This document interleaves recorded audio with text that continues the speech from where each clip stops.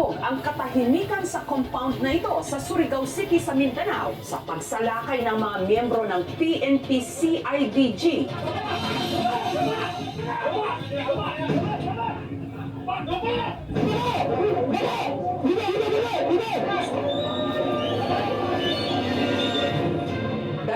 Isang tao ang kanilang naaresto, kabilang na ang mga tumatayong leader ng grupo, sina Dato Adlaw at ang misis nitong si Bae Lourdes na nahaharap ngayon sa patong-patong na mga reklamo. Ang compound kasi, headquarters ng religious group na FTGP o ang Federal Tribal Government of the Philippines na nagpapakilalang tunay na may-ari raw hindi lang ng Surigao kundi ng buong Pilipinas. Asa man yung mga ancestral land, sir? Ini-intero Surigao? Surigao, buong Pilipinas. At sa kanilang headquarters, may natagpuan ding mga di umano. Anting-anting na siya raw nagpakumbinse sa ilan nilang miyembro na sa kanila ay umanib. Ini kulintas kami para maluwas, pandipinsa sa yung magbiyahe. Ang sulod ato ng mga Latin, dili mabasa na kaning Lunes, mabasa na siya og Martes o Bernes panggamot-gamot. Anong kabastos mo? Ibastos na gulo mo na mo. Ha?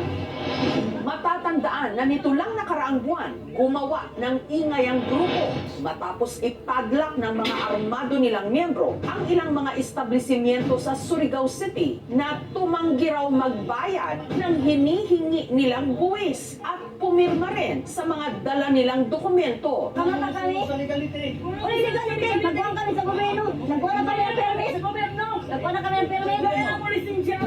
Ang sari-sari store owner na si Jan na-trap matapos siyang ikandado sa loob ng kanyang tindahan ng mga tiga-FTGP.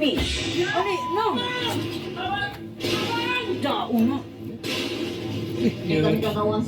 Nurog-turog ako. Pag nagperma kami, membro na po kami nila. Amin na daw tong lupa, tsaka tong tindahan na to. Hindi na kami magre-rent. Gawa-gawa lang nila para pangututan kami. Hinaras din ng grupo si Riza at ipinadlak ang kanya namang milk tea shop. Dating ko po na around 9:30 AM, nakita ko na lang po na may nakasabit na po na tarp. Announcement, no trespassing. Ito po yung tarp na sinabit po ng mga taga-federal. An ancestral land under the management of Federal Tribal Government of the Philippines.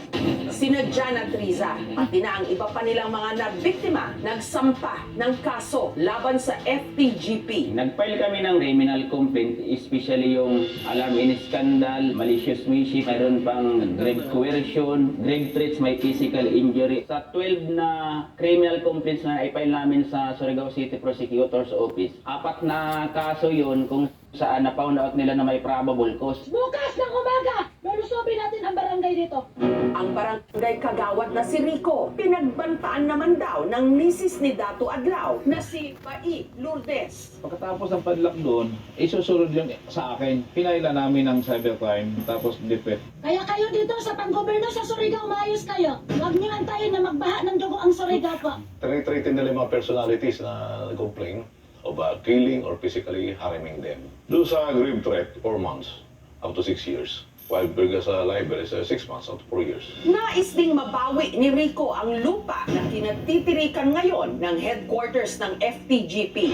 Isa raw kasi siya sa mga legal na may-ari nito matapos niya itong mabili taong 2019. Illegal sila. Lahat ng mga papilis nito, sila lang gumagawa. Pinabayaan lang muna, gawa ng alam mo naman namin na mga light materials lang.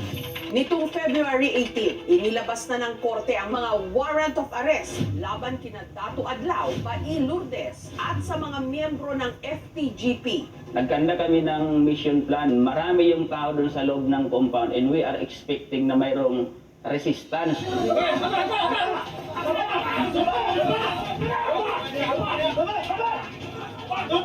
Yung ibang member ng federal, kinuha nila yung itak nila. Although mayroong resistance, madali naman na konti ng mga PNP personnel natin dahil sa na-overwhelm sila sa dami ng mga tropa natin na pumasok doon sa area. Na-recover din ang kanilang mga armas, mga samurai at itak na binitbit nila sa ginawa nilang mga operasyon. At ang pinaka nakaka-intriga, may nakuha rin ang mga otoridad na di umano mga anting-anting. I-surrender natin lahat doon sa korte. More or less, mga 40 lahat yun. Ang compound ng FTGP tuluyan na ring dinimolish. Dito sila tumira. Sila ni Adlo sa kasi bae, may kwarto sila na maliit dito. Yun ang kanilang guard house. Bahay pa doon isa doon, lookout nila. Tipla sila, mga 50 more or less. Sa mga property owners, so they can coordinate with the Office of the City Building Official naman po para naman sa ayos, mahihirapan ng paalisin yan pag marami na yan sila. Nasa kustodiya na sila ngayon ng Surigao City Jail. Si Dato Adlaw nagpa-unlock ng interview. Ako'y pasultihon, wala gitay kaso. Ang among gibuhat di sa batas man sa Dios. Republic Act 8371, Ipralo of 1997, Divine Customary Law since time immemorial. Kaming mga diplomat, exemption kami, dili kami pwede kasuhan, dili pwede prisuhon, bisag makawaran pa. Tungod kita usab ng mga diplomatic, nakita ang mga kaliwat sa atong mga hari ug mga rayna. Yung Federal Tribal Group of the Philippines ay hindi legit na mga indigenous peoples. Wala silang enough na documents to justify nga sila ay isang legit na mga indigenous peoples organization. Ma'am, nabunutan po kami ng tinik. Kami naman po ang magsabi, ipag-block din po kayo. Masaya kami, ma'am. Nabigyan na ng justisya yung mga ginawa nila.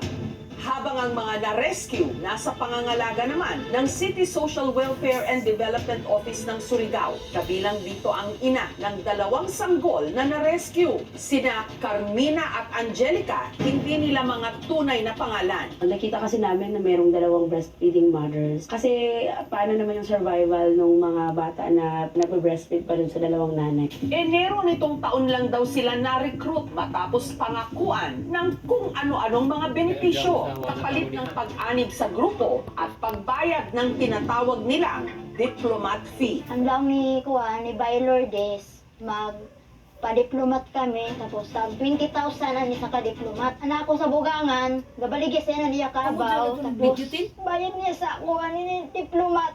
Sa loob din ng compound sila tumira. Tayo nung kanilang tubig, tapos mag-ingon na ng walang hanggan pasasalamat daw sa amo dato.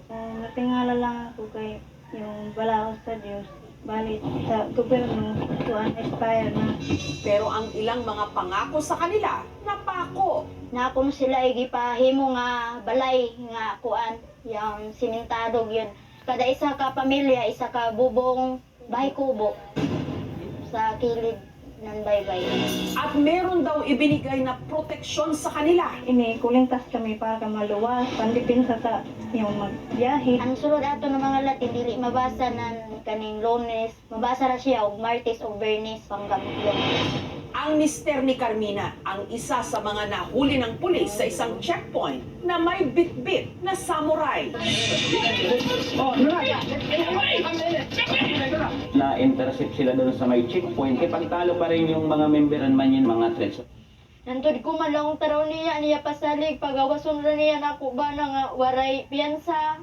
Paman, hantod na, red na lang mi din, hawag akong kagawas sa ako ba na. Sakit gudagaw sa ako, kasing-kasing kay.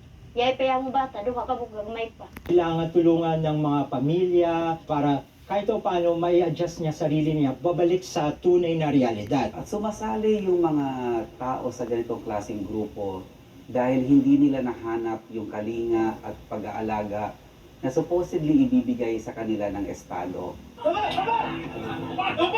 Siguro isa din na factor kasi naman yung kahirapan. Hindi naman ibig sabihin na kung mahirap tayo, hindi na tayo marunong na kumbaga i-evaluate yung mga pupuntahan natin at yung mga desisyon natin sa buhay. Yagkuang gada ko, gabaso nga namin, iban kami adi. Gis kamraman din nila. Kung yay man galing mag-recruit sa inyo, ayaw rin kang pagdali-dali na sama sa amo nga. Nito dayon, ayagin mo pagsundog sa amo karon nga. Amo na nila mo nahitabaan.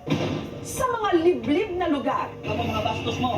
bastos na mo Ha?